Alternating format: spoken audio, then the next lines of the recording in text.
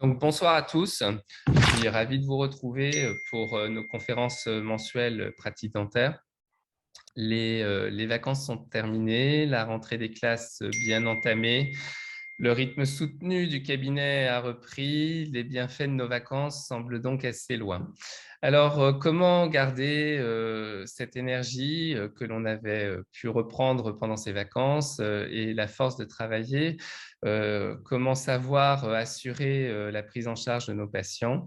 Comment pratiquer en ne se mettant pas à mal notre santé? Comment prendre soin de soi? Pour répondre à ces questions, j'ai fait appel au docteur Françoise Coton-Montey, qui est chirurgien dentiste en Bretagne, qui est spécialisée en pédodontie. Françoise est aussi une danseuse classique issue du conservatoire régional et puis qui a toujours recherché un équilibre entre la tête et les jambes. Elle est passionnée par le mouvement, la biomécanique, l'éducation somatique, elle pratique le yoga, elle pratique le tai chi chuan et elle aime le partager et elle l'enseigne à un public qui peut être très varié, allant de la personne âgée à des danseurs professionnels. Son but essentiel, c'est de transmettre et rechercher des outils pour contribuer un peu au mieux-être et au mieux bouger. L'UFSBD a fait appel à elle depuis 2015 pour rejoindre notre équipe de formateurs et s'occuper de la prévention en santé des cabinets dentaires. Elle propose actuellement une formation en ligne qui s'appelle Prenez soin de vous, dont elle va nous évoquer quelques points forts ce soir. Avant de lui donner la parole, je vous rappelle que vous pouvez nous poser des questions en allant sur l'icône Q et R qui se situe en bas à droite de votre écran. Nous y répondrons en fin de séance. Voilà, Françoise, merci d'avoir d'abord répondu présente à mon invitation. Et puis, je te laisse exposer les problématiques et puis les solutions que l'on rencontre pour notre bien-être professionnel et aussi personnel. Bonsoir Xavier, bonsoir à tous. Et puis, j'espère que vous allez bien. J'ai envie de vous poser la question. Comment allez-vous? Comment allez-vous? Et cette question-là, la plupart d'entre nous, on a tendance à l'évacuer par la politesse et l'éducation en répondant bien et vous. Donc, on évacue la question, on ne prend pas le temps de réellement y penser. Alors, qu'est-ce que c'est la santé? Qu'est-ce que c'est qu'être bien? La santé, selon l'Organisation mondiale de la santé, est un état de bien-être physique, mental et social qui ne consiste pas seulement en une absence de maladie ou d'infirmité. Donc vous sentez bien qu'à travers cette définition, il y a une notion d'état, mais d'état non permanent. Il y a une notion d'équilibre, de maintien d'équilibre, et ces deux notions d'état non permanent et de maintien d'équilibre implique une responsabilité qui est une responsabilité d'entretien, d'adaptation et de prévention. Et pour ça, il faut lever le nez du guidon et être un petit peu à l'écoute de ce qui se passe à l'intérieur de nous. Alors, à la simple question, comment allez-vous? On va pouvoir aller un petit peu plus loin en reprenant la définition de l'Organisation mondiale de la santé. Comment allez-vous physiquement? Est-ce que vous ressentez des blocages, des douleurs diffuses? Est-ce que vous vous sentez fatigué? Comment dormez-vous? Quelle est la qualité de votre sommeil? Comment allez-vous moralement? Avez-vous des projets? De quelle humeur êtes-vous le matin en vous levant? Et de quelle humeur êtes-vous le soir en revenant du cabinet? Et socialement, comment allez-vous dans vos relations professionnelles? La météo est-elle plutôt à l'orage? Ou avez-vous plutôt un ciel bleu dans l'équipe qui vous entoure au niveau du cabinet? Comment est votre vie privée? Est-elle harmonieuse? Et avez-vous des relations sociales? Alors, je sais bien qu'en ces périodes de crise sanitaire, les relations sociales ont un petit peu disparu. Mais avez-vous cette possibilité d'avoir des relations sociales et de quelle qualité sont-elles? Ce sont ces questions-là qu'il faut vous poser très régulièrement pour faire le point, et notamment les projets, le niveau d'énergie et les projets. Le monde du cabinet dentaire vu des coulisses. Qu'est-ce qu'il a de particulier? Notamment pour le praticien, il est seul face à lui-même. Il est seul en charge du maintien de sa santé. Pourquoi? Parce qu'en tant que libéraux, nous n'avons pas de médecin du travail. Donc, on n'a pas de lanceur d'alerte. On n'a personne à l'extérieur de notre sphère professionnelle et privée qui pourrait avoir un regard sur notre état, faire le point sur notre état. Donc, on est les seuls à pouvoir le faire et on est les seuls à pouvoir prendre en charge s'il y a un désordre et prendre l'initiative soit de consulter, soit de demander de l'aide. Quand vous remplissez le document unique pour vos salariés, prenez le temps de vous poser la question de savoir si vous-même, vous n'êtes pas aussi confronté à ces risques-là. En tant que praticien, bien évidemment, tous ces risques-là vous impactent. Le risque sonore, lumineux, les projections, les vibrations, je ne vais pas tous vous les donner, vous les connaissez, ce document-là, vous le connaissez. À l'heure actuelle, risque infectieux, pulmonaire, bien sûr, sanguin toujours, les risques liés aux contraintes des situations de travail, donc la posture, la charge mentale et le travail sur écran, le temps de travail et effectivement tous les facteurs qui concernent l'hygiène, donc l'aération, ventilation, le conditionnement d'air, le chauffage. À l'heure actuelle, effectivement, l'aération et ventilation de la salle de soins, c'est plutôt agréable. On est en été. Je pense qu'arrivé en hiver, on va avoir un petit peu plus de mal à le supporter. Donc, la goutte d'eau, ça a été cette crise sanitaire qui est arrivée. Et nous avons tous plus ou moins eu 3 phases par rapport à cette crise. D'abord, la sidération. Certains ont été en colère, certains ont été dans une incompréhension totale, certains se sont résignés. Ensuite, il y a eu une phase d'adaptation où on s'est dit, bon, ben voilà, on va relever les manches, on va essayer d'adapter les choses, on va essayer quand même de rendre service à nos patients, soit en gérant les appels téléphoniques, soit en s'investissant dans les cellules spécifiques de prise en charge des urgences. Et maintenant, on est arrivé à ce qu'on appelle la phase de résilience. Donc, cette phase, c'est la phase dans laquelle on essaye de retrouver un fonctionnement à peu près normal après une perturbation. Et cette phase de résilience, elle implique une nécessité d'adaptation. Elle est très gourmande en énergie, et d'autant plus qu'on doit faire face à l'incompréhension des patients qui trouvent des situations complètement différentes entre ce que nous, on peut appliquer au cabinet en protocole sanitaire et ce qu'ils peuvent trouver à l'extérieur. Donc, on est toujours dans l'explication, on est toujours dans ce contexte. Donc, en parlant avec les confrères, on se rend compte que, effectivement, du fait des protocoles sanitaires, on voit moins de patients dans la journée, mais beaucoup d'entre nous disent qu'ils sont plus fatigués et qu'ils ressentent plus de douleurs et de blocages qu'avant. Alors, pourquoi? Entre autres, parce que notre charge mentale s'est accrue, ça c'est évident pour tout le monde, mais le fait aussi de voir moins de patients fait que nous passons plus de temps avec chacun, donc les postures de travail sont tenues plus longtemps. Et on a moins de séquences de marche, de détente au cours de la journée. Et la troisième raison, the last but not the least, l'impact du port du masque FFP2 en continu. Tout ça dépend de quel masque vous utilisez, mais le FFP2 déjà, au niveau de la capacité d'oxygéner le corps, crée une barrière. Donc, comme votre corps n'arrive pas à capter suffisamment d'oxygène, bien évidemment, le FFP2 va vous obliger à augmenter le rythme pulmonaire. Le rythme pulmonaire va automatiquement s'accélérer pour fournir l'oxygène nécessaire. Donc, si le rythme pulmonaire s'accélère, le rythme cardiaque va s'accélérer.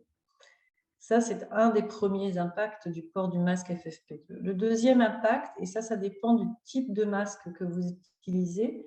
Si vous utilisez des masques qui s'accrochent au niveau des oreilles, en riant, certains ont dit qu'on allait tous finir avec des oreilles décollées. Ce masque qui s'accroche derrière les oreilles, si les élastiques sont trop serrés, ils vont créer une tension dans la nuque.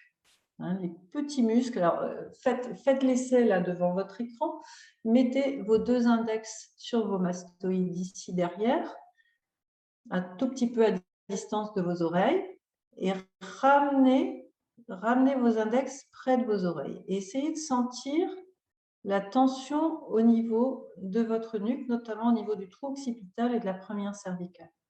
Voilà, donc le FFP2, si vous prenez des masques avec des élastiques autour des oreilles, moi, ce que je vous conseille pour éliminer ces douleurs-là, parce que ce sont des douleurs qui sont assez sensibles, c'est d'utiliser les petites barrettes. Je vous ai mis une petite image là en bas, les petites barrettes qui vont permettre d'accrocher vos élastiques et d'avoir un appui au niveau de l'arrière du crâne. Ça évitera justement ces tensions constantes des muscles périphériques de la nuque et ça vous évitera bien des soucis et un petit peu de fatigue en moins. Donc la solution pour faire face à tout ça, et notamment à la charge physique du travail, ça va être l'ergonomie du poste de travail. Et ça, je sais que beaucoup d'entre vous sont penchés sur ces questions d'ergonomie du poste de travail, mais l'ergonomie à elle seule ne suffit pas. Et on va voir pourquoi. Regardez ce praticien. Alors, il a tout bon au niveau ergonomie de son poste de travail. Il travaille à midi. Il s'est équipé d'aides optiques. Il a des aides opératoires. Et pourtant, regardez la pliure de sa nuque. Regardez l'axe de ses épaules. Et imaginez l'axe de son bassin. On le devine un petit peu juste en dessous de la tête du patient.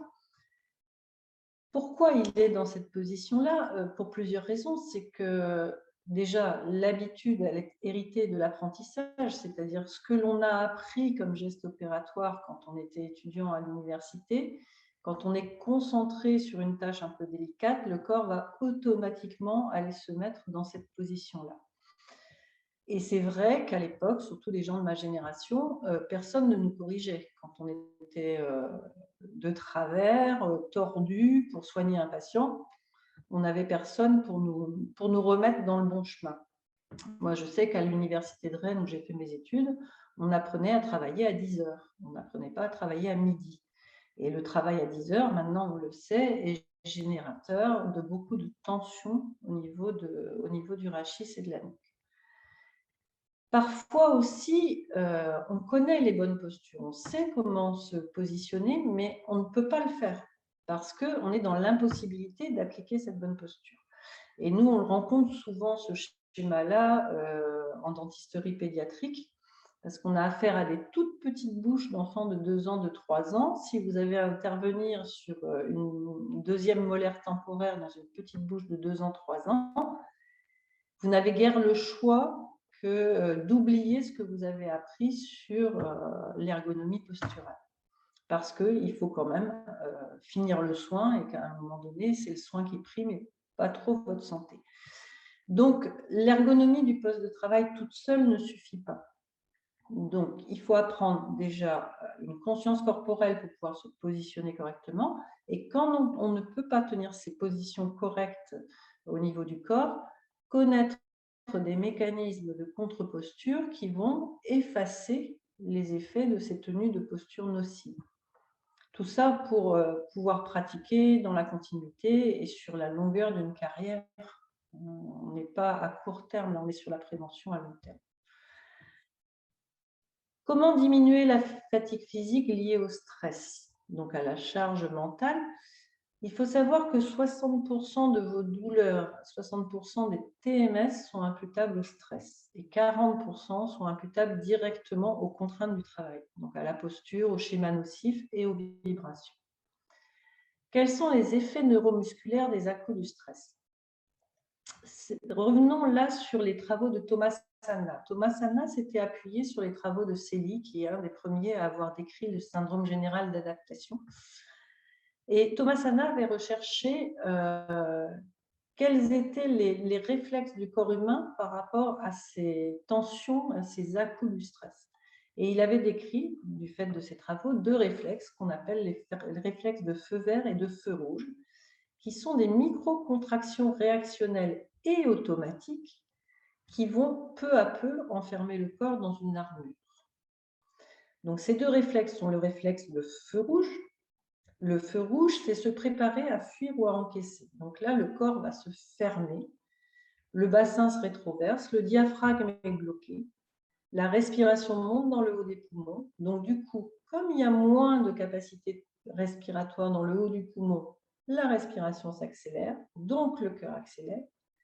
Si le cœur accélère, votre plexus cervico-brachial qui est situé entre la première côte et la clavicule va être pincé plus souvent que d'habitude, donc des douleurs au niveau de ce plexus cervico-brachial.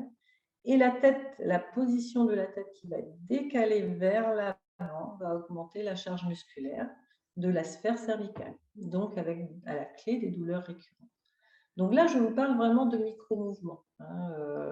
Pour visualiser ce réflexe de feu rouge, imaginez un boxeur qui est en train d'essayer d'encaisser un coup. Donc là, on voit le réflexe de feu rouge, il se ferme pour protéger ses organes internes. Donc, ça se voit. Chez un boxeur, ça se voit. Chez un être humain qui est soumis aux à-coups du stress et qui a un réflexe de voix, ce sont des micro-tensions, mais peu à peu, le schéma va s'installer et l'armure va s'installer. Et le réflexe de feu vert, c'est le réflexe inverse. Donc, le feu rouge, c'est la fuite par rapport au schéma du stress, fuite ou combat. Le feu rouge, c'est la fuite. Le feu vert, ça va être le combat. Imaginez le soldat qui se met au garde à vous. Voilà, il se prépare à combattre. Donc là, on a l'effet inverse, l'effet de l'arc qui se tend. Le corps se tend pour s'apprêter au combat. Donc le bassin est projeté vers l'avant. Le diaphragme est de nouveau bloqué par cette extension maximum de la cage thoracique. Et du coup, on revient dans le même schéma. La respiration est retenue, elle remonte dans le haut des poumons et on retrouve le même schéma au niveau de la respiration, au niveau des muscles, au niveau des viscères. Donc ces deux réflexes-là vont modeler le corps petit à petit. Au fur et à mesure, les à-coups du stress sont plus fréquents, plus nombreux et se présentent sur de nombreuses années. Et c'est assez drôle, enfin c'est assez important à connaître et c'est assez drôle parce que c'est ce qui va transcrire en fait le langage non verbal. Moi, je m'amuse souvent dans les halls de gare, les halls d'aéroport à regarder les gens. Et en fonction de la posture de la personne, vous pouvez déjà savoir, en gros, pas dans le détail, mais en gros, le tempérament de la personne. Et ça nous aide aussi quand on va chercher un patient en salle d'attente. En fonction de la façon dont la personne va se lever de sa chaise pour venir vers vous, vous verrez tout de suite soit c'est le bobby's sur les marches de Buckingham Palace, voilà, garde à vous. Celui-là, vous pouvez être sûr qu'il est prêt à combattre. C'est-à-dire que son anxiété par rapport aux soins mène plutôt dans un réflexe de feu vert, un réflexe de combat. Par contre, si la personne se lève, vous fait presque pitié en se levant, tellement elle traîne les pieds, elle est fermée sur elle-même, ça c'est quelqu'un qui a plutôt tendance à vouloir fuir par peur. Et donc ça, c'est très intéressant. Même chez les enfants, on le voit très facilement, on sait à qui on a affaire rien qu'en regardant l'attitude corporelle de la personne. Donc la prévention primaire de ces réflexes liés au stress, ça va être déjà de s'adapter, savoir identifier les contraintes de la charge mentale, on parle bien de la charge mentale, prendre les décisions qui s'imposent pour intégrer ces contraintes et essayer de faire au mieux avec.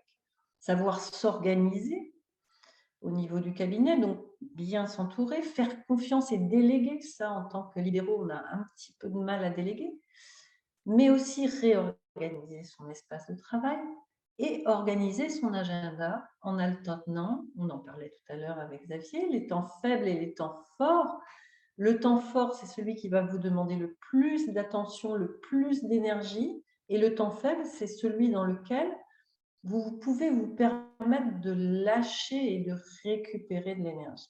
Et ça, c'est très important dans un agenda d'avoir cette alternance de temps faible et de temps fort, de manière à pouvoir lisser et récupérer de l'énergie. Il faut aussi, au niveau de votre cabinet, définir les règles et les limites au sein de l'équipe qui va travailler avec vous, mais par rapport à vos patients aussi, et mettre aussi des règles et des limites quelquefois dans la sphère privée. Et ce qui est super important, prendre du temps pour soi. Vraiment se persuader que la vie n'est pas faite que de travail. Et si vous prenez du temps pour vous, vos patients vous en seront reconnaissants parce qu'ils vous trouveront beaucoup plus disponible et beaucoup plus performant que si vous êtes toujours comme un élastique tendu, prêt à lâcher. Et ça, les patients le sentent, hein. Le stress est très, le jeu des neurones miroirs, c'est très communicatif. Et la prévention secondaire des effets physiques du stress va passer par la biomécanique, connaissance de la biomécanique, le contrôle respiratoire. Ça, par rapport au stress, c'est vraiment le point clé, savoir gérer sa respiration. L'éducation somatique, pour apprendre à défaire les nœuds de l'armure du stress. Et en complément, vous avez aussi la possibilité de pratiquer des automassages. Comment diminuer la charge physique liée à la posture? Alors déjà, au niveau corporel, n'oubliez pas de vous échauffer avant le premier patient. Vous n'avez jamais vu un marathonien démarrer son marathon sans s'être échauffé. Or, une journée pleine au cabinet, au niveau de la charge physique, peut être comparée à un marathon. Donc, prenez le temps de vous échauffer. Bien connaître la structure du corps humain, c'est la biomécanique. Connaître certaines règles de la biomécanique pour éviter de se faire mal le plus possible dans la journée. L'éducation somatique, elle va être d'un grand secours parce qu'elle va vous apprendre, elle va défaire des schémas ancrés en vous, des schémas de mouvement et de posture, des schémas nocifs pour réintégrer au niveau de vos réflexes de mouvement, des mouvements qui vont être sécures. Et le dernier point, qui n'est pas le moindre, lutter contre le vieillissement naturel des structures denses. Qu'est-ce que ça veut dire? Dans la vie du corps humain, le corps humain commence à se densifier dès l'âge de 25 ou 30 ans, c'est-à-dire à partir du moment où les cartilages de croissance ne sont plus actifs. Il y a un mouvement qui est naturel des structures qui vont se densifier avec l'âge. Ça, vous n'y pouvez rien, c'est vrai pour tout le monde. Vous n'y pouvez rien, oui, c'est un mouvement naturel. Par contre, avec un entretien approprié et régulier, on peut contrer les effets du vieillissement et entretenir nos articulations et entretenir l'espace qui peut exister dans cette structure dense.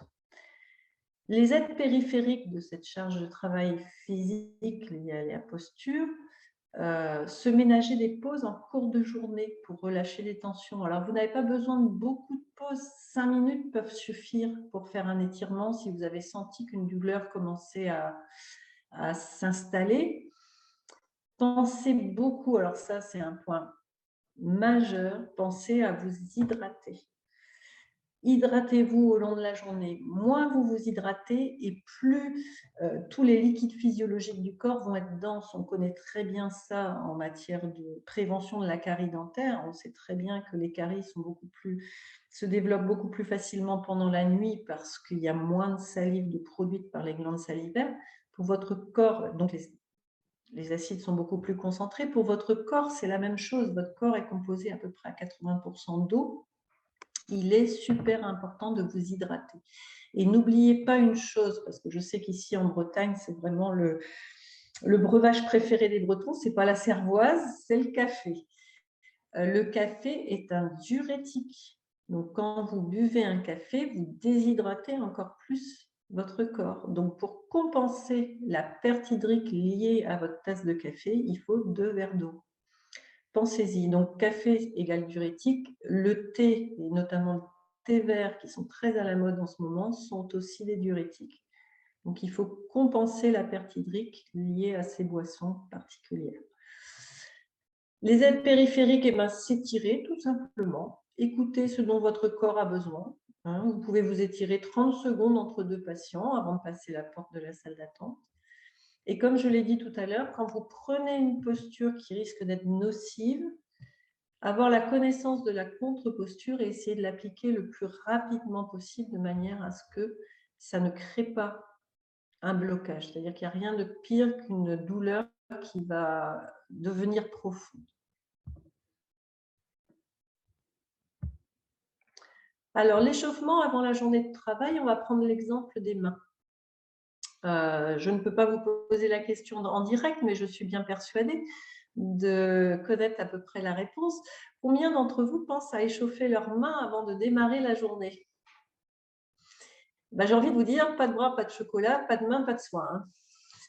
Si vos mains ne sont pas en état de tenir votre turbine, votre contre-angle, il ne faut pas vous faire d'illusions. À un moment donné, vous serez obligé de vous arrêter et de prendre soin de vos mains, mais ce sera déjà presque l'étape de la chirurgie.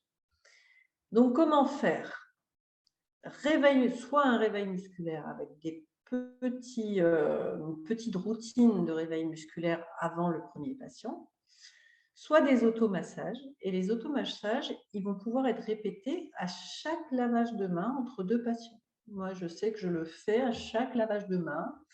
Alors, je ne sais pas si vous me voyez, hein, Si on te voit bien. voilà. Les massages, ça va être tout simple, hein. C'est une petite routine à appliquer. Vous pouvez le faire en même temps.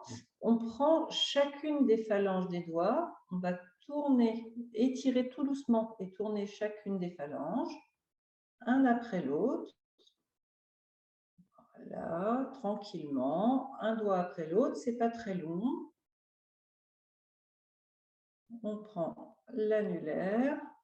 Donc moi, j'ai pris la main droite parce que c'est celle qui travaille, mais on peut faire les 2 mains. Ensuite, on échauffe chaque côté des doigts, tout simplement.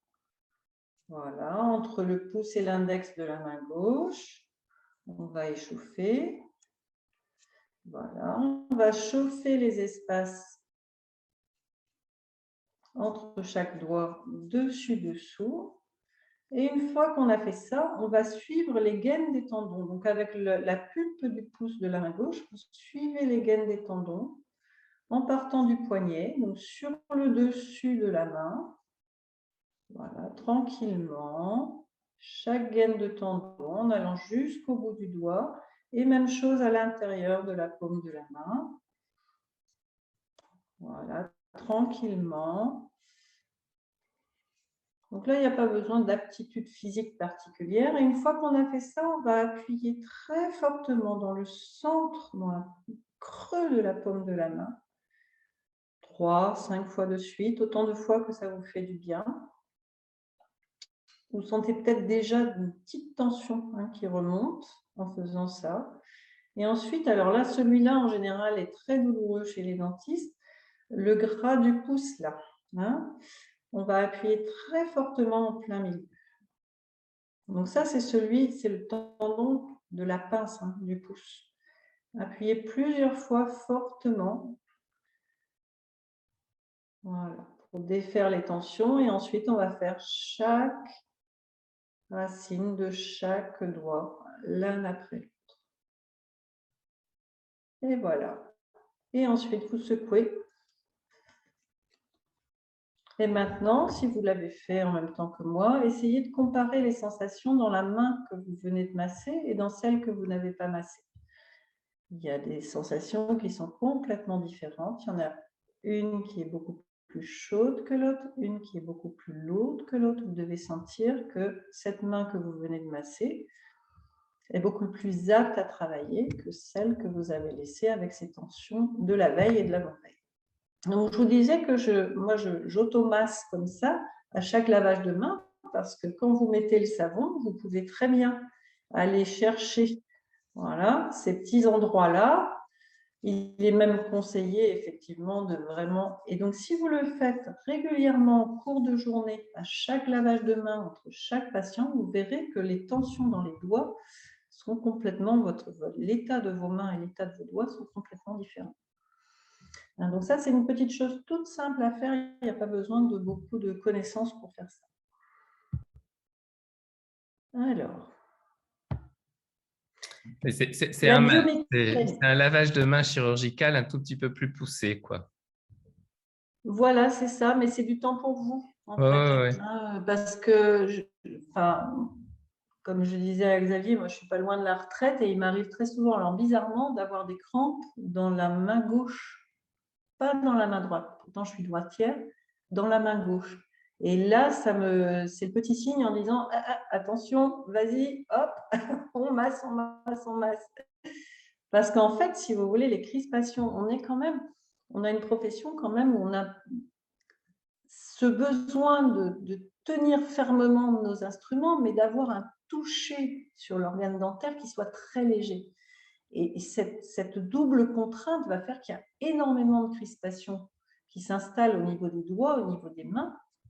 Alors, je parlais tout à l'heure d'intervention chirurgicale, notamment le canal carpien, le dupuytren. Très souvent, qu'est-ce qui se passe dans ces cas-là?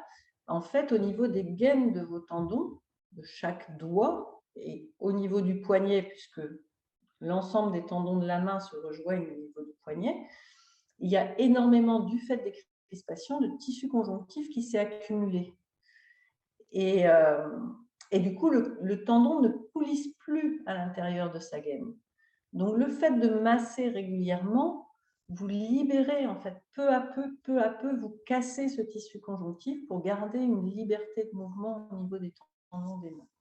Donc ça, c'est hyper important. Alors, revenons un petit peu sur nos outils que sont la biomécanique et l'éducation somatique. Qu'est-ce que la biomécanique? La biomécanique s'intéresse à l'interaction des différentes structures corporelles et à leur fonctionnement harmonieux. Et elle s'appuie sur une multitude de règles, mais il y en a 3 principales, et sur la loi des 3 sphères, des 3 pliures. Alors, les 3 sphères, c'est quoi? Votre corps, en fait, il est composé, et ça, tous les gens qui font du dessin anatomique le savent. Pour dessiner un bonhomme, on va dessiner 3 cercles avec un tuteur vertical. Les 3 cercles avec ce tuteur vertical, c'est votre bassin, votre thorax et votre tête. On a 3 sphères anatomiques qui sont maintenues par un tuteur vertical qui est la colonne vertébrale. Et ces 3 sphères, elles ont pour rôle de jouer l'une en synergie l'une par rapport à l'autre pour garantir votre équilibre. Donc, dès lors que l'une va bouger dans un sens, les autres vont compenser le déséquilibre en bougeant dans le sens inverse. Donc ça, c'est une des lois de biomécanique. Les 3 pliures, au niveau du membre inférieur, ça va être la cheville, le genou et la hanche. Au niveau du membre supérieur, ça va être le poignet, le coude et l'épaule. On ne va pas s'arrêter sur les 3 pliures parce que ça devient un petit peu, on n'aura pas forcément le temps. Et les 3 règles du mouvement, et ça c'est fondamental, tout mouvement doit être initié selon la règle du proximo-distal, c'est-à-dire que les structures de votre corps, les articulations de votre corps, plus vous allez vers la colonne vertébrale, plus les articulations sont solides, sont denses, et plus vous allez vers la périphérie de votre corps, notamment les extrémités, plus les articulations sont fines et fragiles. Donc, pour qu'un mouvement ne vienne pas abîmer, user prématurément le corps, il faut qu'il soit initié par le centre avant d'aller vers la périphérie, du proximal vers le distal. Chaque mouvement doit être réversible, c'est-à-dire que si vous utilisez le proximo-distal pour aller dans un sens, on va utiliser le proximo-distal pour revenir.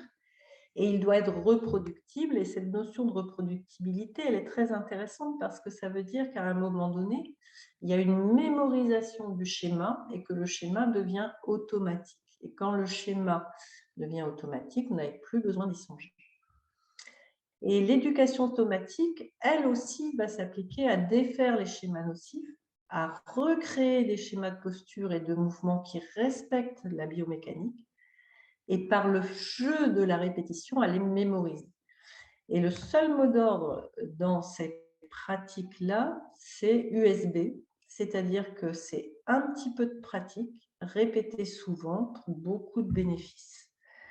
Alors, ça veut dire quoi? Ça veut dire que rien qu'en faisant 5 minutes de pratique, mais tous les jours, vous allez avoir beaucoup plus de bénéfices que si vous vous inscrivez à un cours de 2 heures une fois par semaine. Parce que votre mémorisation va être beaucoup plus facile. Le corps va vraiment engranger les informations et la mémoire corporelle va s'installer peu à peu. Alors, tous ces travaux-là sont issus notamment des travaux de Moshe Feldenkrais, que les gens du monde de la danse connaissent bien, qui avait pour but, lui, de créer un mouvement demandant un minimum d'effort pour un maximum d'efficacité. C'est-à-dire, c'est le mouvement écologique, j'ai envie de dire, écologique, économique. On dépense le moins possible d'énergie pour être le plus efficace possible. Les travaux de Thomas Hanna, dont on a parlé tout à l'heure, qui lui avait pour but de déconstruire le mythe du vieillissement, la fameuse lutte contre la densification des tissus. Et il a fait aussi beaucoup de recherches sur la lutte contre l'amnésie sensorielle motrice. On en reparlera tout à l'heure. Et les travaux de Mackenzie, qui était un médecin rééducateur, qui lui avait pour objectif d'apprendre à ses patients à s'auto-rééduquer, c'est-à-dire qu'il leur donnait le mode d'emploi pour travailler chez eux de manière à ce qu'ils aient le moins besoin possible de venir le voir. Donc les 3 sphères, on en a parlé tout à l'heure, 3 sphères articulées autour d'un tuteur vertical et qui se positionnent de façon inconsciente l'une par rapport à l'autre avec un but unique, garantir l'équilibre. Et donc par rapport à ces 3 sphères, il y a ce que l'on appelle l'effet domino. Et l'effet domino, c'est une réaction en chaîne qui peut se produire lorsqu'un changement mineur provoque un changement comparable à proximité, autre changement similaire, et ainsi de suite. Donc si on reprend nos 3 sphères, et notamment le bassin, tout changement de position du bassin va entraîner automatiquement et inconsciemment un ajustement de la position du thorax et de la tête afin de préserver l'équilibre. Mais l'inverse est tout aussi vrai. Prenons l'exemple du téléphone portable. Tout changement de position de notre tête pour aller regarder notre portable que l'on tient dans la main à hauteur de la poitrine va changer automatiquement la position du thorax et la position du bassin pour garder l'équilibre. Et à l'heure actuelle, par rapport à cette problématique du portable, les neurologues font face à un afflux d'adolescents, de jeunes adultes et d'adolescents. Ils ont appelé ça le syndrome de la tête en avant. Ce sont des enfants en fait qui ont le nez sur leur portable en permanence. Et ce qu'il faut savoir, c'est qu'à partir du moment où votre tête avance d'1 centimètre par rapport à son axe, votre rachis cervical encaisse l'équivalent de 4 kilos supplémentaires de poids. Et donc, ces enfants qui ont leur nez sur le portable en permanence, en fait, se retrouvent avec des douleurs neurologiques qui n'ont pas d'expression, je dirais, radiographique. Il n'y a pas de pathologie radiographique, c'est juste ce positionnement de la tête qui est générateur de douleurs neurologiques. Alors, en sortant du cabinet, faites-moi plaisir, si vous voulez regarder votre portable, levez la main plutôt que de baisser la tête, ce sera quand même beaucoup mieux.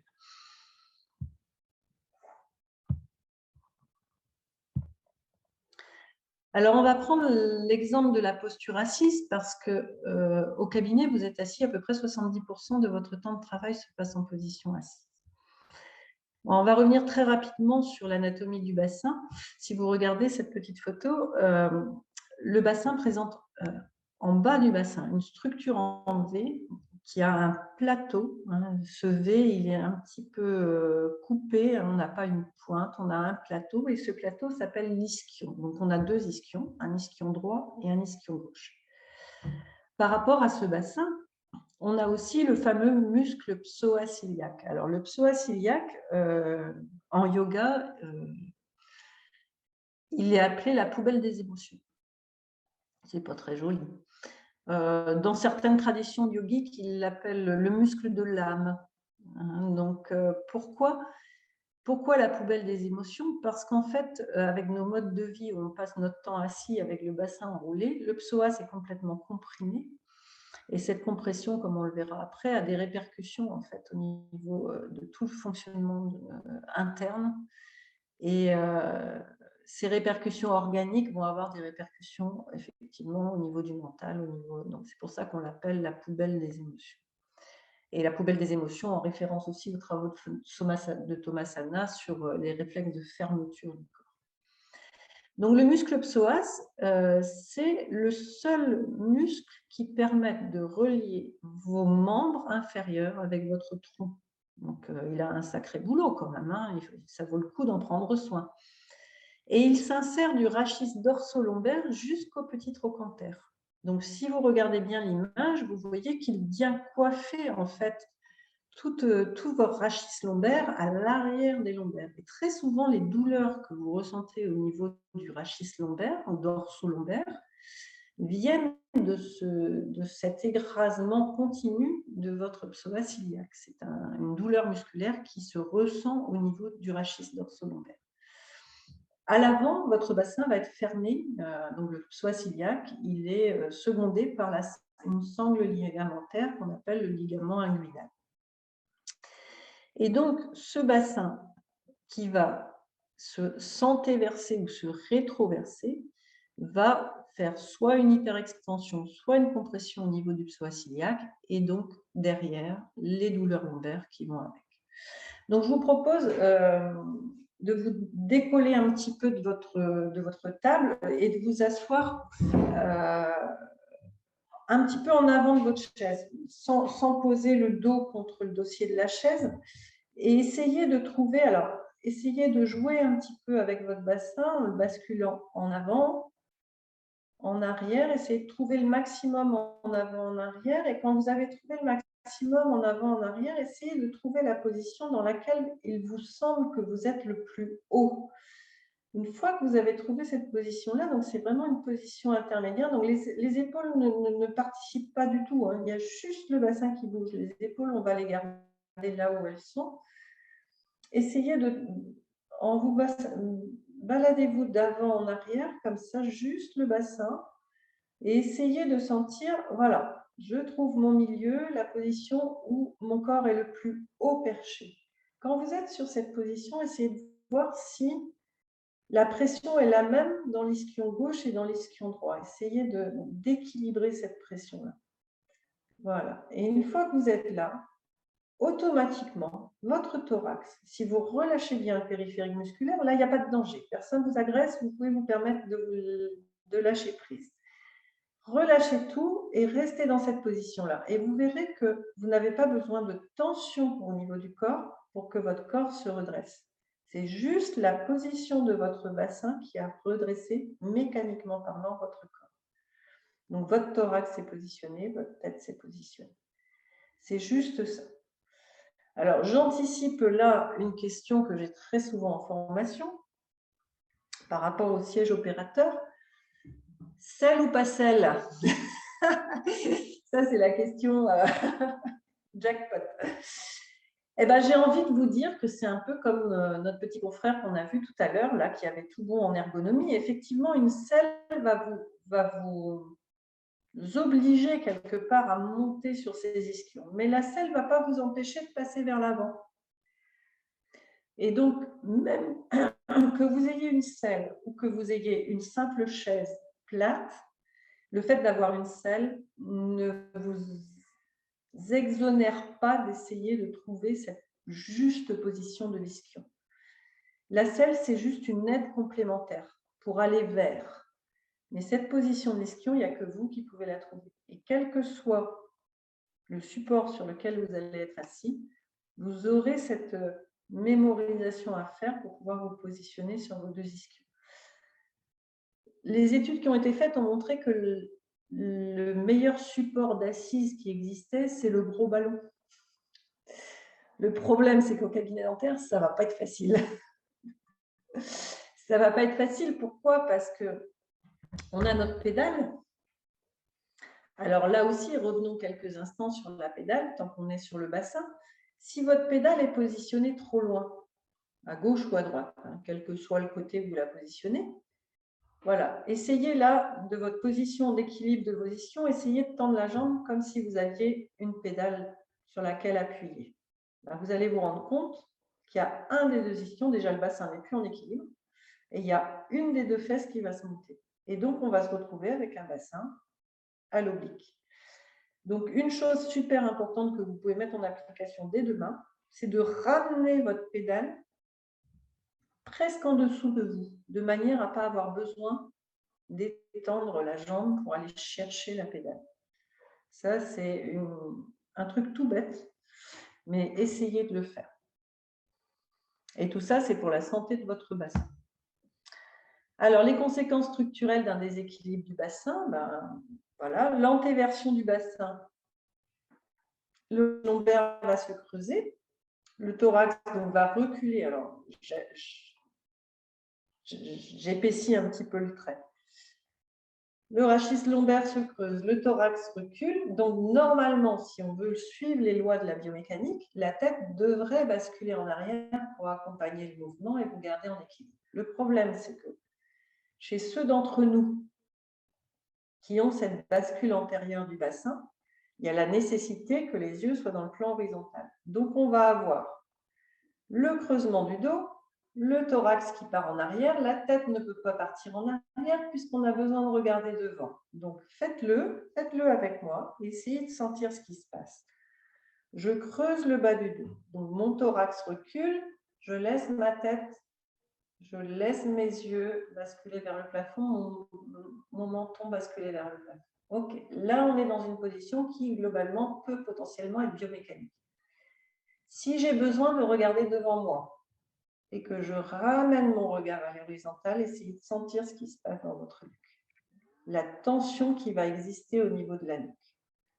La charge de la nuque pour ramener la tête alors que le thorax et le bassin ne sont pas dans l'axe. La même chose dans l'autre sens, rétroversion du bassin. Ça, c'est la posture la plus courante. On a tendance à lâcher le bassin. Donc, le rachis lombaire s'arrondit. C'est la position canapé, quand on est assis dans le canapé. Le rachis lombaire s'arrondit. Le thorax s'avance, il y a une légère fermeture. J'exagère un peu, mais fermeture des épaules. Donc la tête, pour compenser l'équilibre, pour garder l'équilibre, la tête va basculer normalement vers l'avant, le menton vers la poitrine. Sauf que j'ai besoin de maintenir ma ligne de mon regard. Je remonte la tête. Essayez de sentir ce qui se passe au niveau des sternocléidomastoïdiens, des trapèzes, des rhomboïdes. Donc, voilà la conséquence au niveau de votre déséquilibre. Même chose si vous soulevez, essayez-le avec moi, soulevez l'ischion droit, soulevez la fesse droite. Regardez par où part votre thorax. Le thorax va glisser à gauche. Logiquement, l'épaule droite va s'abaisser et la tête va avoir tendance à aller du côté droit. Le côté gauche va s'étirer et le côté droit se ferme. On est d'accord, on a un côté qui est plus long que l'autre. Si je fais la même chose et que j'essaye de garder la tête, sentez les tensions. Donc, quand vous avez votre pédale qui est décalée, vous avez une fesse en l'air et que vous essayez de regarder votre patient, c'est explosif.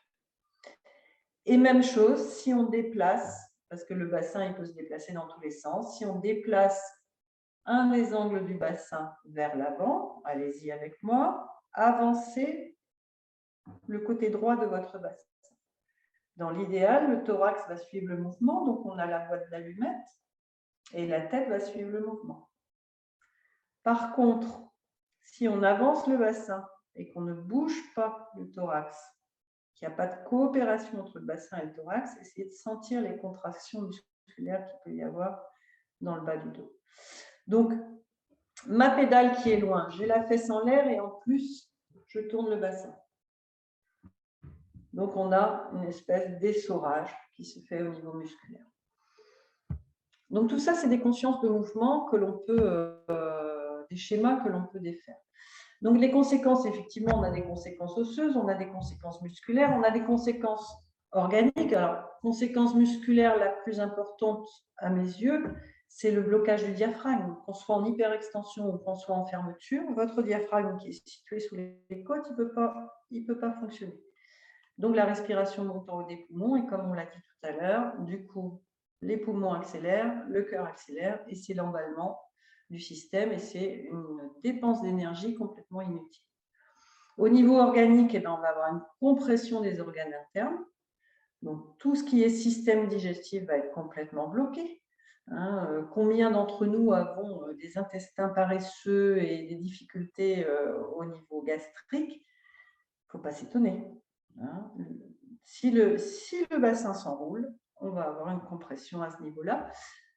On a une compression au niveau du cœur et des poumons et on a une compression au niveau de la thyroïde De la même façon, dès que la tête s'abaisse complètement, on est en compression thyroïdienne. Au niveau physiologique, la respiration haute va entraîner un pincement du plexus cervico-brachial, donc des douleurs dans le bras, accélération du rythme respiratoire, accélération du rythme cardiaque.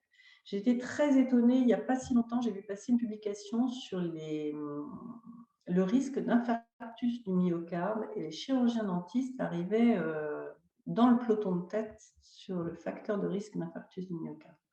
Alors, lié au stress, bien évidemment, mais lié aussi aux postures de travail et aux postures impliquées par le stress, cette fermeture du corps. Donc, vous voyez bien ce que provoque l'effet domino, comment un déséquilibre du bassin peut vous épuiser sans même avoir bougé le petit doigt. Donc, on peut être fatigué même en restant assis. Donc, les 3 lois du mouvement, on va les voir rapidement. Je vous en ai parlé tout à l'heure, ce sont les travaux de Moshe Feldenkrais. La loi du proximo-distal va permettre de respecter la densité des articulations et va impliquer une coopération entre les différentes structures, ce qui va nous donner une amplitude de mouvement et un mouvement qui va se faire avec de l'économie d'énergie. Et la réversibilité, donc l'action va se faire dans les deux sens en suivant le même schéma de mouvement, avec la même économie d'énergie, le même respect des structures, pour garantir une absence d'usure prématurée. Donc, Moshe Feldenkrais, il était ingénieur, il s'occupait des rouages, de tous ces petits rouages, de ces mécaniques-là que l'on graisse et tout ça. Et donc, il a appliqué ces principes-là à la mécanique humaine, à la mécanique corporelle humaine. Et effectivement, si vos articulations sont utilisées dans le respect, elles vont s'user beaucoup moins vite. Et la dernière phase, ça va être la reproductibilité, c'est-à-dire qu'il y a une notion de mémorisation. Alors, on va le faire ensemble, si vous voulez bien. Un exemple de coopération et de biomécanique.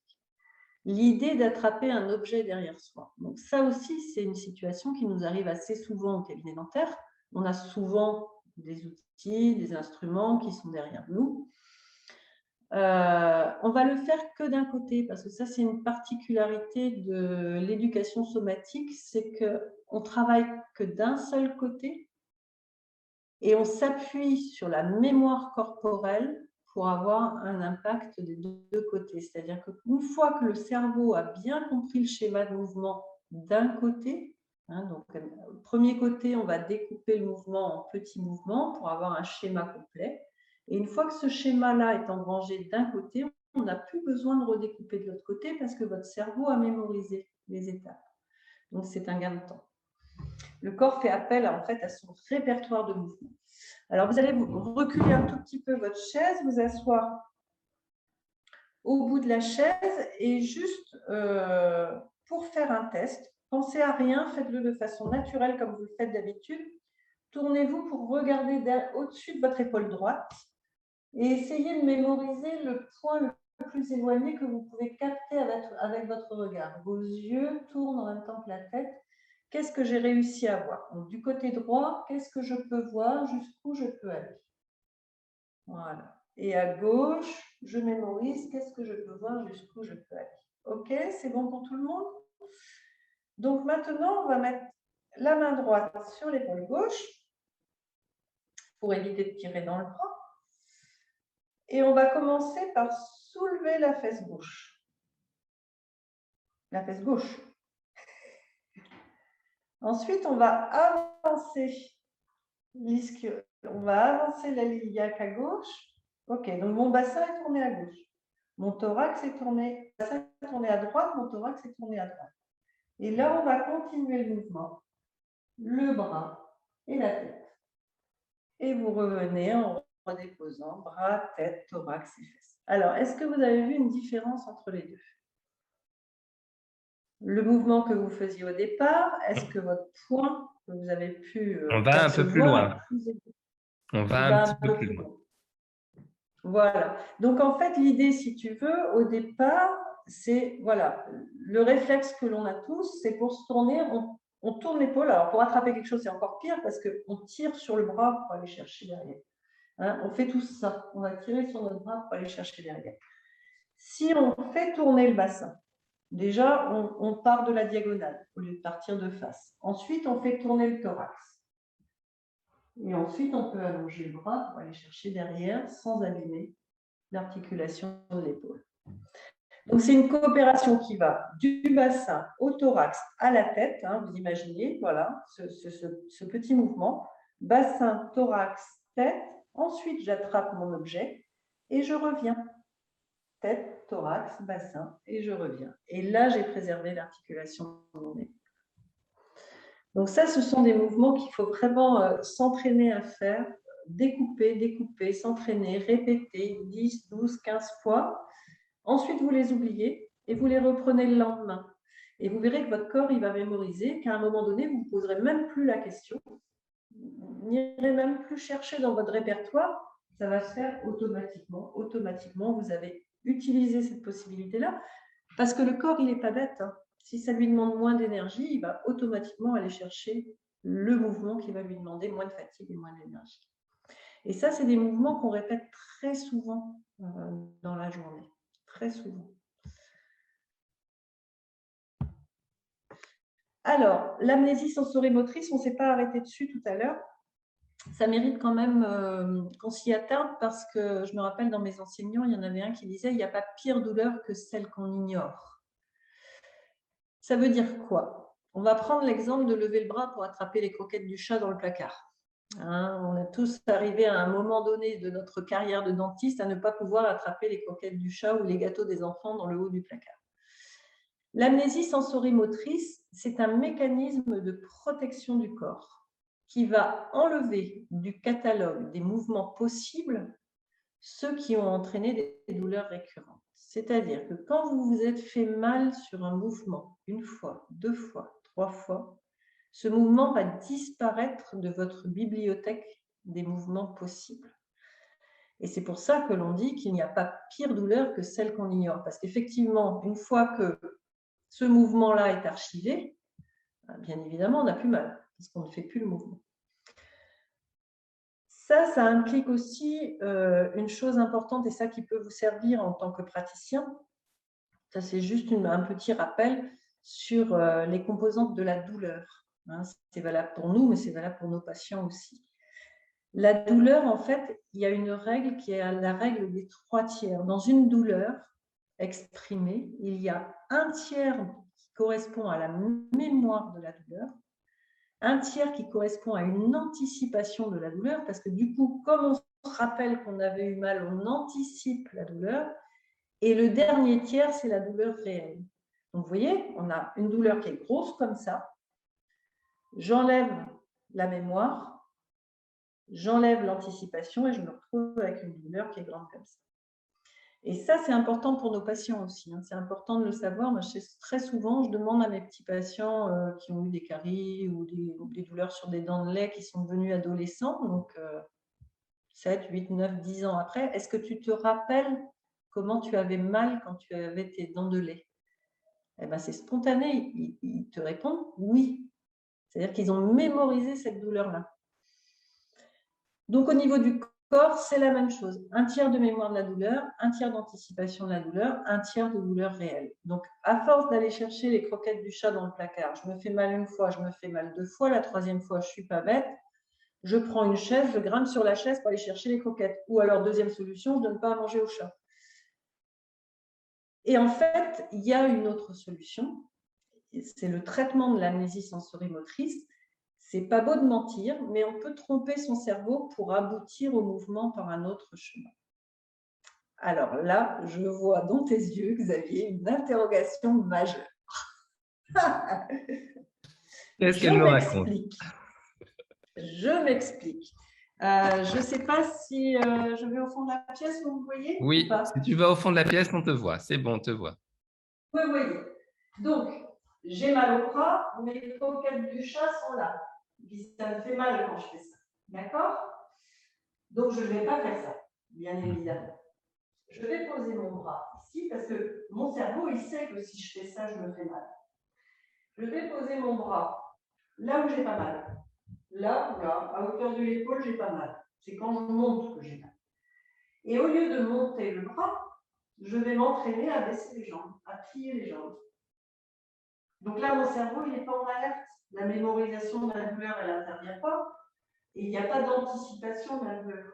Parce que ce mouvement-là, ce n'est pas celui de monter le bras, c'est celui de plier les genoux. Et donc, petit à petit, en répétant ce mouvement-là, en pliant les genoux, une trentaine, une quarantaine de fois, tous les jours, pendant une semaine, vous verrez que petit à petit, l'absence de douleur, là, tiens, c'est bizarre, j'ai plus mal. Et petit à petit, vous allez arriver jusqu'au placard pour attraper les conquêtes du chat. Donc, en fait, on ment à notre cerveau pour l'amener à sortir le mouvement douloureux des archives et pour qu'il revienne dans le catalogue des possibles. Et ça, c'est très intéressant à faire parce que ces archives, en fait, elles sont pleines de mouvements. Elles sont pleines de mouvements que vous saviez faire, que vous étiez capable de faire quand vous étiez enfant. Ce qu'on appelle les mouvements primordiaux du bébé qui passe de la position du dos vers le ventre, qui pousse sur ses mains pour se relever, qui fait travailler son axe céphalocodal. Tous ces mouvements-là, beaucoup d'entre nous, en tant qu'adultes, on les a rangés dans les archives. Et du coup, on ne s'en sert plus. Et ces mouvements-là, ils sont primordiaux, en fait, pour la statique, pour la santé de notre fonctionnement corporel. Donc, le travail sur l'amnésie sensorimotrice, c'est un travail qui est vraiment très intéressant à faire parce qu'on se rend compte, même avec des personnes âgées, qu'au bout de 3-4 séances de travail sur ces amnésies-là, ils ressortent leur mouvement des archives et on les voit, même ne serait-ce que quitter la salle pour retourner à leur voiture, leur posture s'est redressée. Vous savez, cette fameuse posture de la personne âgée. Les personnes âgées, très souvent, elles vont se tenir comme ça avec les genoux pliés. C'est-à-dire qu'elles ont le corps penché en avant, les genoux pliés, parce qu'elles n'arrivent pas à se redresser. Parce que du coup, comme elles se sont fait mal une fois ou deux, hop, elles redressent. Et en travaillant sur ces amnésies sensorimotrices, petit à petit, on les voit se redresser et devenir des beaux centenaires bien debout. Et c'est juste passionnant. Enfin, la densification des structures avec l'âge. Donc, les structures qui sont concernées, ce sont les fasciales, les ligaments, les tendons, les articulations, toutes les structures denses, en fait. Le problème, c'est que si on n'en prend pas conscience et si on ne fait rien pour contrer ce mouvement-là, peu à peu, ça va limiter l'amplitude de nos mouvements. Non pas parce que la sphère musculaire est tendue, c'est juste que l'articulation n'est plus mobile. Elle perd de la mobilité, elle perd de l'espace. Vous voyez, ça c'est très caractéristique, je vous ai mis là en haut, très caractéristique de l'avancée en âge, cet affaissement en fait, du haut du dos avec le développement de la bosse de bison derrière. Et la bosse de bison, alors souvent je le dis en formation, ne la négligez pas. La bosse de bison, en fait, c'est un amas de tissu conjonctif qui va se déposer au niveau de cette courbure cervicale ici. Et cette zone-là est très peu mobile, on peut très peu la travailler. Le problème, c'est que quand le tissu conjonctif devient trop épais, trop dense à ce niveau-là, ça limite les mouvements de la tête. Ça va bloquer en fait toute la mécanique de la tête. Et il y a un truc tout bête à faire. Quand vous sortez de la douche, vous prenez votre serviette de douche et vous massez d'un côté et de l'autre. Et à force de masser, vous allez justement casser ce tissu conjonctif et redonner de la fluidité et de la mobilité au rachis cervical. Et là, en dessous, je vous ai mis un petit dessin justement de l'enfance à la vieillesse. Ce que je vous disais, le petit bonhomme avec sa canne, regardez comme il est plié en deux. Ce petit bonhomme-là, qu'est-ce qui se passe? Il a son psoas ciliaque qui est complètement raccourci. Et il a cette pliure au niveau du rachis cervical qui fait qu'il est complètement refermé sur lui-même. Donc ça, on peut contrer ça avec un travail corporel passif. Donc il n'y a pas de mouvement, là. Ce sont des postures que l'on prend, on relâche complètement la sangle musculaire et on laisse faire le poids du corps, donc soit par compression, soit par extension des articulations. Et peu à peu, ça va donner de la mobilité au corps. On peut aussi, pour ceux qui ne veulent pas faire d'exercice physique ou qui n'aiment pas ça, parce que tout le monde n'aime pas faire des exercices physiques, on peut aussi pratiquer des automassages pour arriver à ouvrir un petit peu ces structures. Voilà, donc vous l'aurez compris, le corps humain, c'est une mécanique de précision qui nécessite de l'écoute et de l'entretien pour garder son équilibre. Et n'oubliez pas, toute perturbation du mental va avoir un impact physique et physiologique, et toute perturbation physique va avoir un retentissement mental et physiologique. Donc un seul mot d'ordre, prenez soin de vous, mais maintenant, parce que personne ne le fera à votre place. Voilà, Françoise, je reste à votre disposition pour les questions. voilà, n'hésitez pas à en poser en allant sur l'icône QR. Un grand merci. On a associé la théorie à la pratique. Donc, C'était un peu le but du jeu parce voilà, donc j'espère que que, comme moi, voilà. vous avez testé à la maison les gestes que tu nous as enseignés et puis qu'on va essayer de reproduire le plus souvent possible pour garder toute cette élasticité dans les doigts, cette bonne position et puis éviter Ouais, et puis, tout stress musculaire. j'ai le bénéfice, il est très rapide, en fait, on le sent très vite. Moi, j'ai une petite anecdote par rapport à mon fauteuil. J'avais un fauteuil Caveau, je suis passée à un Morita. Donc, je suis passée de la position 10 heures à la position midi, hein, avec les instruments dans la tétière. Donc, j'avais plus besoin d'attraper mes instruments à droite, à gauche. Dès le premier jour, le premier lundi où j'ai utilisé mon fauteuil, j'ai regardé mon assistante le soir et je lui ai dit, tu sais, j'ai l'impression de ne pas avoir travaillé. Tout de suite, il y a une charge physique qui avait complètement disparu. Et c'est vrai que c'est assez intéressant de mettre ça en place parce que les bénéfices, ils sont quasi immédiats en fait. Ils sont quasi immédiats, on le sent tout de suite au niveau de la fatigue. Alors, si vous souhaitez en savoir plus, hein, n'hésitez pas. Il y a une formation beaucoup plus longue qui est proposée par l'UFSBD. Prenez soin de vous. Donc, soit vous voyez avec le service formation de l'UFSBD, soit sur notre site ufsbd.fr.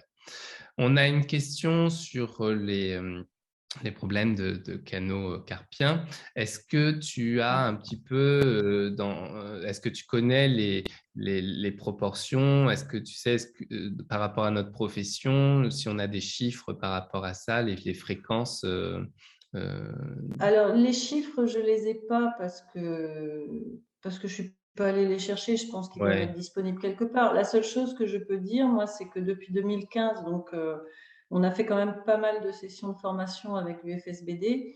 Et c'était à peu près une dizaine, une quinzaine de formations par an avec une vingtaine ou 25 praticiens à chaque fois. Et dans le lot, j'en avais toujours au moins un qui était en attente d'intervention ou qui avait été opéré peu de temps avant. Hein, donc, je pourrais chercher les chiffres, ouais, ce Oui, serait alors intéressant je crois effectivement. qu'on avait publié il y a 1 an et demi dans un pratique dentaire un, un article par rapport à ce sujet-là. Donc, bon, on peut en effet retrouver. Alors, moi, j'ai peut-être une vue un peu déformée, mais de mémoire, il me semble que dans la majorité des cas, c'était des personnes relativement jeunes, hein, alors je dis jeunes, une quarantaine d'années, beaucoup plus Oui, jeunes que ça touche moi, tout âge. des gens plutôt jeunes et très souvent des orthodontistes. Et D'accord. ça m'avait frappé. Et je pense qu'en fait, ils ont des mouvements, tu vois, Mhm. que nous, on n'a pas, nous, en omnipratique. D'accord. Nous, Avec notre les omnipratique, pinces. elle est, voilà, ces mouvements de torsion au niveau de. Je pense qu'il y a quelque chose à ce niveau-là, vraisemblablement. Mais j'ai peut-être une vue un peu déformée des choses, hein, c'est possible. Moi, j'ai un focus que sur les gens qui étaient présents à la formation, mais ce serait intéressant, oui, effectivement, d'aller voir. Ouais. Hein, ce serait vraiment intéressant. Entraînez-vous, échauffez-vous, entraînez-vous, répétez, répétez tous les jours. Après, tu sais, ouais, c'est les répétitions, mais comme on disait tout à l'heure, il y a 1000 façons de se faire du bien, quoi, hein. Oui. C'est une façon parmi d'autres. Mais par contre, ce qui est important, c'est pas tellement voilà, de devenir un staccanoviste de l'éducation somatique. L'important, c'est de prendre conscience de ce qui se passe. Et à partir du moment où vous revenez à la conscience de vous-même, vous avez pris conscience de vous, conscience de vos décalages, de prendre les mesures qui s'imposent. Mais ça peut être aller, comme on disait tout à l'heure, aller sortir le chien pour qu'il aille faire pipi. Le fait de marcher au grand air après une journée de cabinet peut faire énormément de bien aussi. Bien sûr. Hein. Mais c'est cette conscience de « j'ai besoin de prendre soin de moi ». C'est ça qui est super important. S'il y a une seule chose à retenir ce soir, c'est « je suis le seul responsable de mon état de santé et je prends conscience des choses et j'ose les exprimer ». Parce que souvent, en tant que soignant, on a tellement l'habitude de prendre soin des autres qu'on finit par ne pas s'écouter soi-même. On se refuse à s'écouter soi-même. Et ça, c'est vraiment important. Parfait. Eh bien, je vous souhaite une bonne soirée. La conférence sera visible en replay sur notre site UFSBD. Donc, n'hésitez pas à la revoir si vous voulez revoir les bons gestes à suivre. Et puis, je vous dis à la prochaine. Voilà. Bonne soirée à tous. Bonne soirée, Xavier. Au revoir, François. Bonne soirée à tous. Au revoir.